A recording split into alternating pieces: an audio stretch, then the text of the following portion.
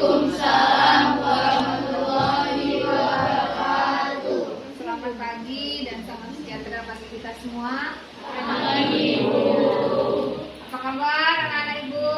Baik. Baik, Bu. Biasanya kan luar biasa. Apa kabar anak-anak Ibu semua? Tidak baik. Kok gitu, Haidar?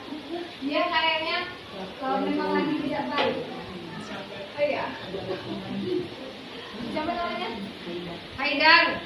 Haidar. Coba adik Ibu.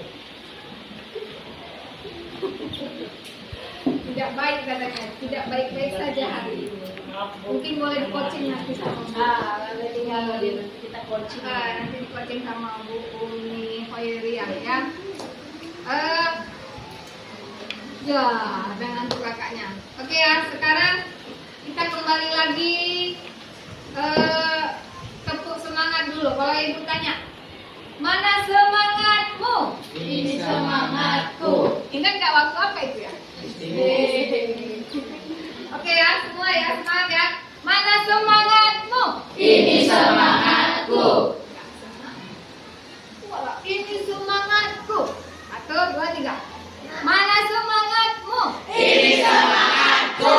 Mana semangatmu? Ini semangatku. Mana semangatmu? Ini semangatku. Tepuk satu, tepuk dua, tepuk tiga, tepuk empat, tepuk lima. Ada yang lewat. Berarti dia belum konsentrasi. Awan warnanya? Putih. Belum semua. Awan warnanya? Putih. Air warnanya? Putih. Jilbab warnanya? Putih. Kertas warnanya? Putih. Susu warnanya? Putih. Lembu minumnya? Air. Ada yang tadi Ibu mau tahu kalau ada yang menjawab susu. Rupanya tidak pernah ya? Kemarin, oh yang ini daun warnanya? Hijau. Terakhir apa? Belum, nanti Ibu coba ya. Daun warnanya? Hijau. Rumput warnanya? Hijau. Hijau. Dinding warnanya? Putih. Ini warnanya? Hijau. Jerapah makannya?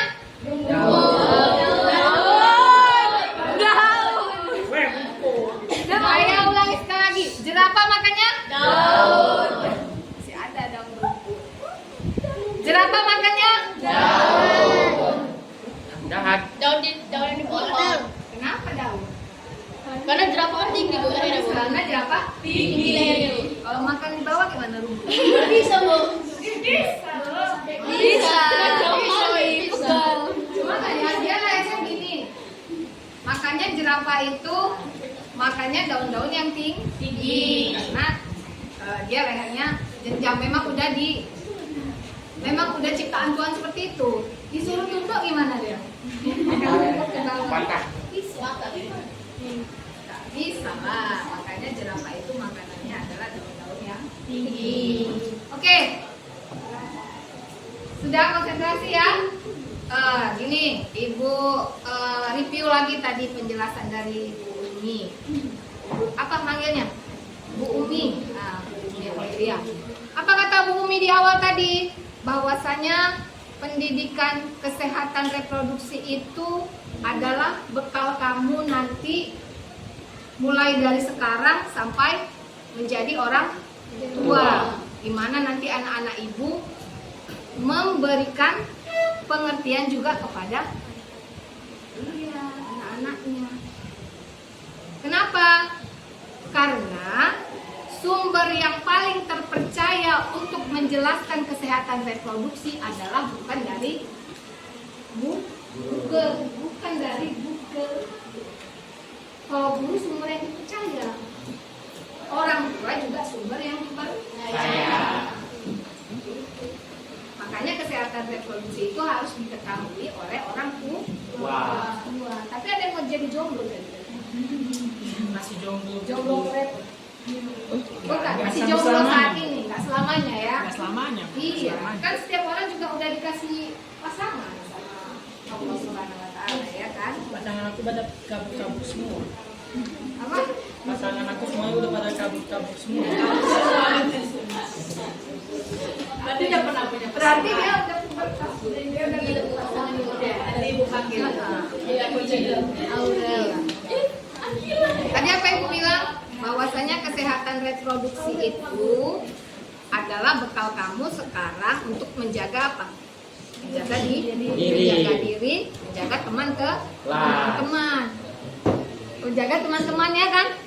Kalau teman-temannya ada yang dilecehkan, kalau teman-temannya ada yang melamun seperti ini, apa yang dipikirkannya?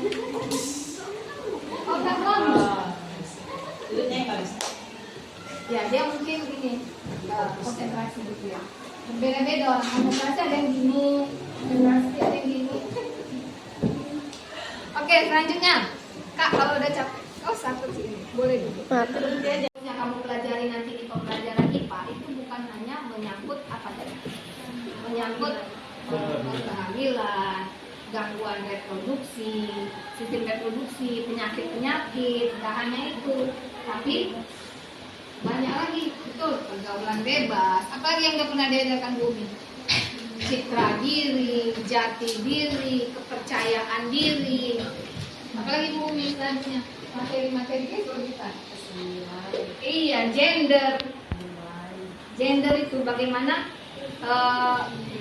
dalam kehidupan sehari-hari itu bahwasanya laki-laki dan perempuan adalah setara. Jangan kalau perempuan disuruh nyuci, laki-laki ada videonya kayak Bumi ya. Laki-laki dia cuma makan minum, perempuannya disuruh nyapu, tapi nggak seperti itu, tapi punya kerja sah. Itu adalah bagian-bagian dari kesehatan reproduksi. Nah, saat ini tadi kalian sudah melihat atau memahami tentang kehamilan. Kenapa Bu Umi tadi menjelaskannya? Bagaimana Bu Umi tadi menjelaskan kehamilan itu dengan cara yang mana? Dengan cara yang tidak malu-malu. Kenapa? Tidak malu-malu menjelaskannya sama kalian.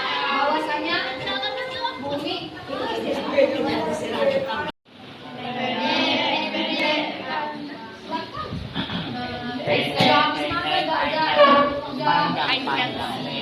Oh, sorry. Ada IC dan 1, 2, 3. Pendek, pendek, pendek. Panjang, pendek, panjang. Panjang, pendek, panjang.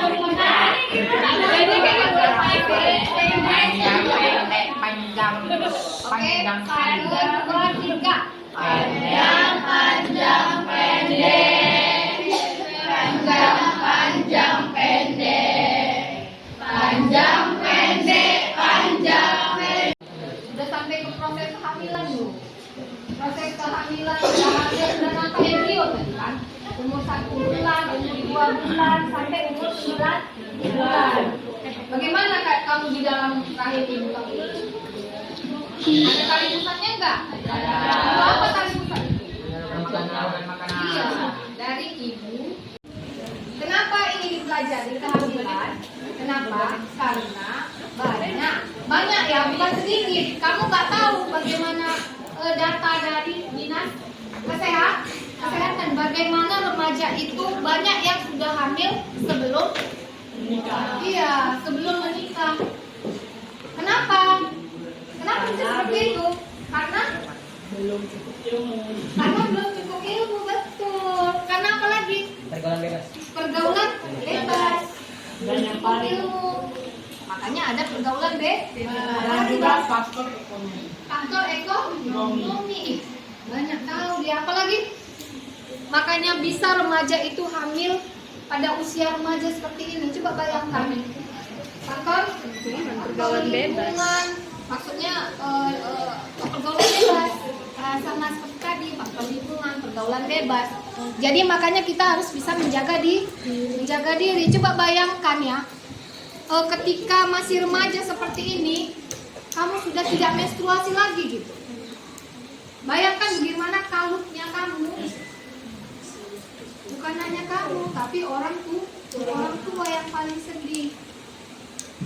Tadi cirinya gimana kata Bu? Ketika kamu sudah melakukan ini, kita tidak boleh malu-malu ya untuk membelajarkan sistem kesehatan reproduksi. Kalau malu-malu nggak dapat nanti poinnya, ya. Karena ini adalah untuk pembelajaran bagaimana menyelamatkan remaja ke tahap selanjutnya. Paham? Jadi gini. Ketika kamu melakukan hubungan seksual, tahu kan hubungan seksual? Ketika terjadi peleburan sel sperma dengan sel telur, sel sperma dari laki-laki, sel telur dari perempuan. Kalau perempuan yang sudah menghasilkan sel telur, maka dia sudah menstruasi. Ketika dia menstruasi, maka sel telurnya tidak dibuai, maka dia lulus. Adanya di mana itu sel telur? Di sini, di lambung. Kenapa ini dipelajari kehamilan?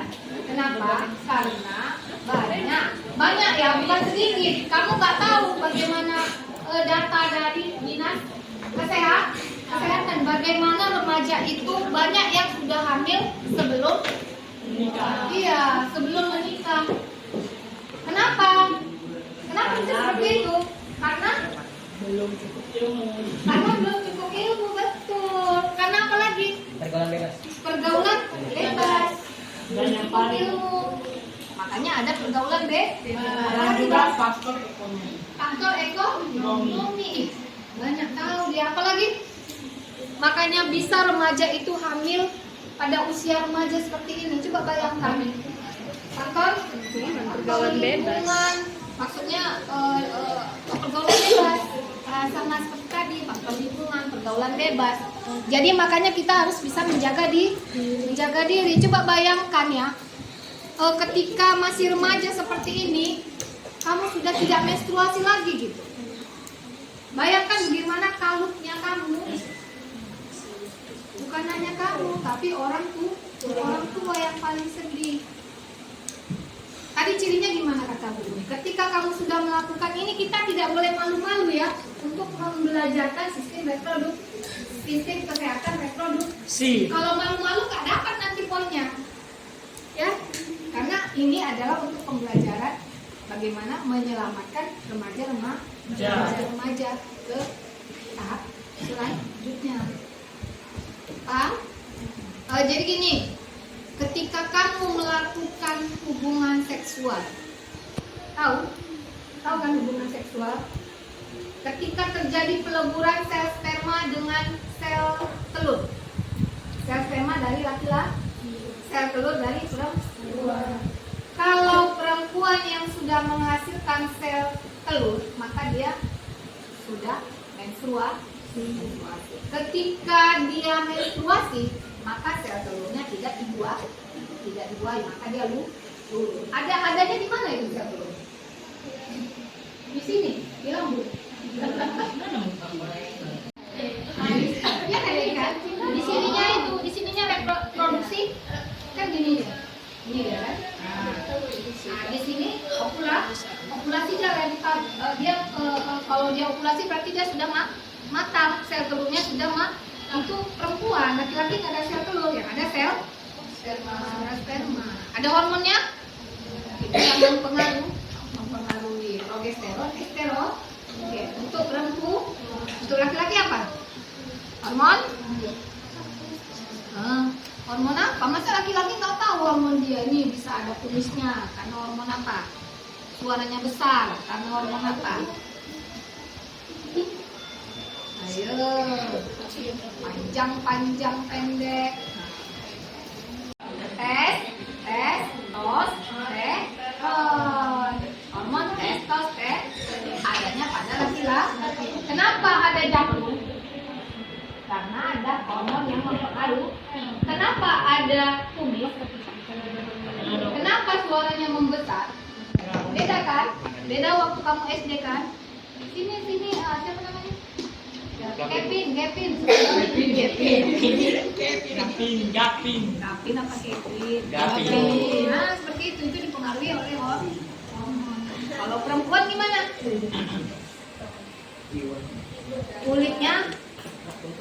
Kulitnya lebih halus. Nanti Bu Umi akan menjelaskan tentang ciri-ciri bagaimana Bu Umi fungsi daripada hormon-hormon progesteron dan testosteron. Sudah pernah kan Bu Umi? Nah, ketika terjadi pertemuan antara sel telur dengan sel sperma, itu pasti terjadi hubungan seksual, maka akan terbentuk apa? Embrio. Sel telur, sel sperma, maka terbentuk embrio.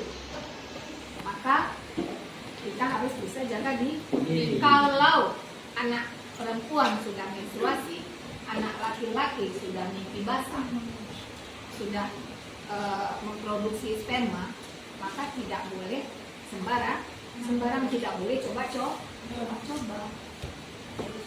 Banyak adab nonton, makanya Ibu bilang ketika kamu ada pemikiran-pemikiran yang lain di dalam otak ini, ada yang ditengok gitu kan, ada yang ditengok seperti ini, boleh konsultasi kemana? Ke orang tua. Ya, ini diintegrasikan ke pembelajaran. Bahwasanya kalau perempuan yang sudah menstruasi dan laki-laki yang sudah memproduksi sel sperma sudah mimpi basah, maka tidak boleh sembarangan bergaul. Ya kan? Kemarin udah belajar tentang penjagaan diri itu kan? Hanya kita yang boleh menyentuh, kecuali nanti kalau sudah disahkan.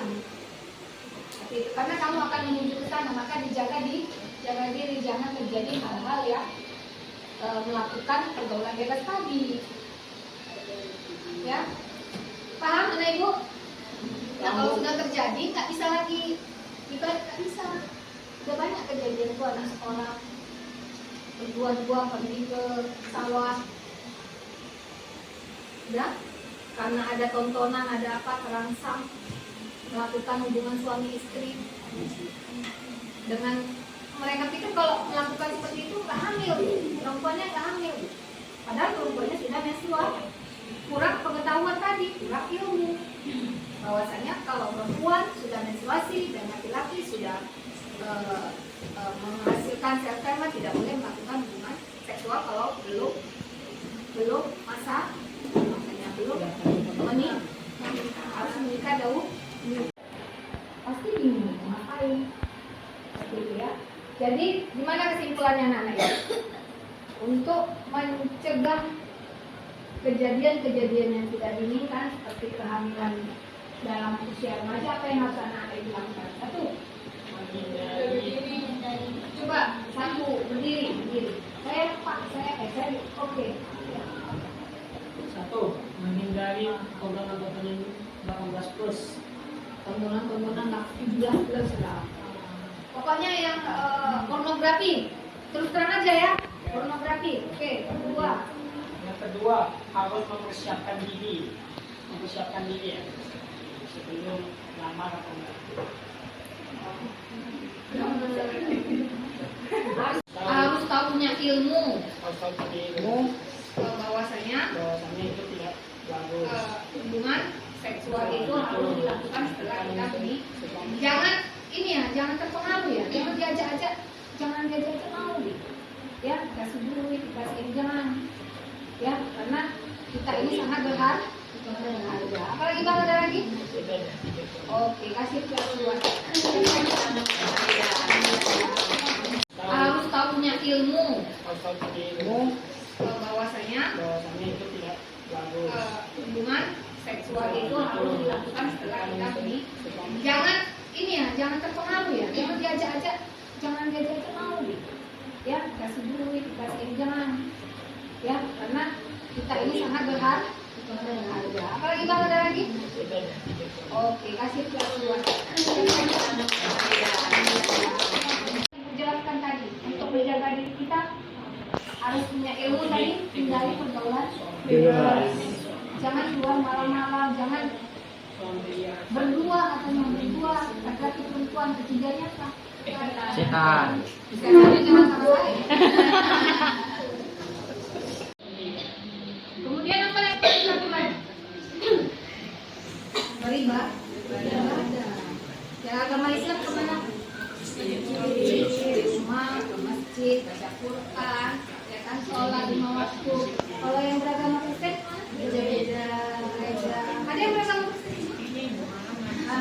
Ibadah kayak itu kan?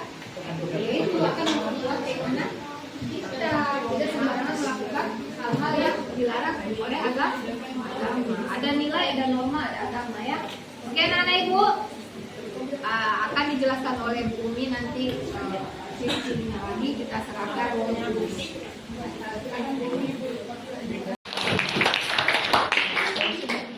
Terima kasih kepada Ibu Sari yang sudah berkenan hadir dan memberikan pencerahan ilmu pengetahuan bagi anak-anak kami di kelas 8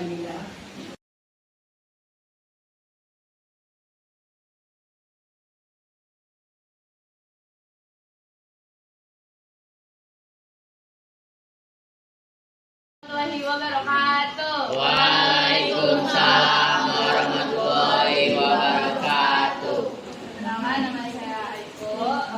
Tadi saya ingin menceritakan tentang pengalaman F4 saya dalam pelajaran Kristo.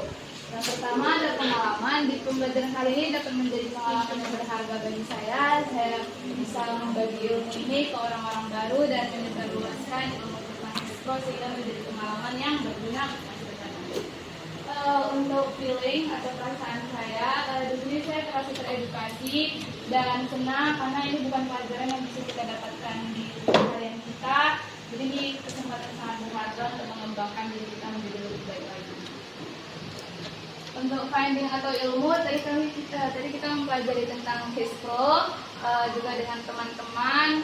Cash flow ini tentu mungkin terkesannya sepele, tapi saya yakin nanti di kehidupan di masa depan ini akan lebih berguna untuk generasi selanjutnya. Dan yang terakhir untuk future atau harapan saya harap kita bisa mengaplikasikan pelajaran ini di kehidupan sehari-hari dan tidak hanya menjadikannya sebagai pelajaran melalui saja. Sekian dan terima kasih.